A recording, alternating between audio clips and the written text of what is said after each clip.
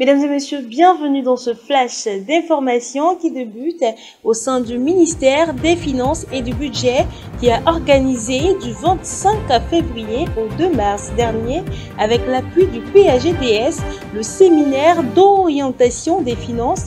et du budget sur la question de savoir comment renforcer la contribution du 10 ministères dans la mise en œuvre du Programme national du développement PND 2021-2025. Nous sommes venus pour montrer au ministère qu'au-delà de la définition du cadre stratégique, son instrument de financement sera le PAGDS, qui va appuyer les réformes, qui va s'impliquer dans le financement des activités qui vont donner corps et rendre opérationnel ce document de stratégie sur le terrain. Ce séminaire a été l'occasion pour les participants de faire le bilan des activités du ministère sur la période 2021-2023, d'établir le diagnostic des capacités institutionnelles et techniques et de formuler des propositions pour relever les nouveaux défis. Et la cérémonie de lancement de la mission de supervision du projet PAGDS s'est tenue le lundi 4 mars dernier dans les enceintes de l'immeuble SIEM du Plateau, sous le haut patronage du ministre des Finances et du Budget, représenté par M. Bomba Vassogo, directeur de cabinet adjoint. Cette réunion revêtait une importance capitale dans le panorama des initiatives gouvernementales. Au nom de M. le ministre des Finances et du Budget, je voudrais adresser mes vifs remerciements à la Banque mondiale, partenaire privilégié de notre pays, pour son soutien considérable et constant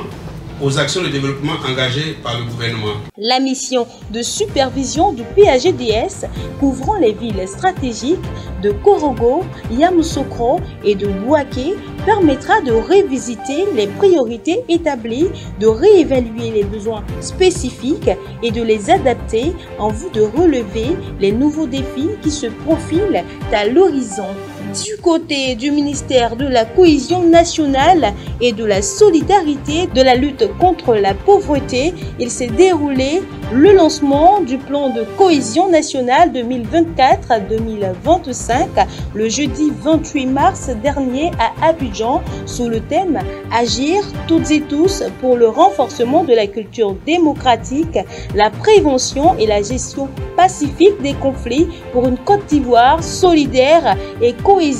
dans sa diversité ». Présidé par la ministre Bellemonde Dogo, à cet événement, il a été demandé à l'ensemble des acteurs de se mobiliser et de s'impliquer dans la réalisation des actions du programme de cohésion nationale en vue de renforcer le vivre ensemble pour bâtir une Côte d'Ivoire unie, la patrie de la vraie fraternité pour les prochaines élections présidentielles. Notre mission sera d'une part de mettre l'accent sur la culture démocratique avant, pendant et après les élections, dans le but de faire des périodes électorales des moments sans violence et de préservation du climat de paix.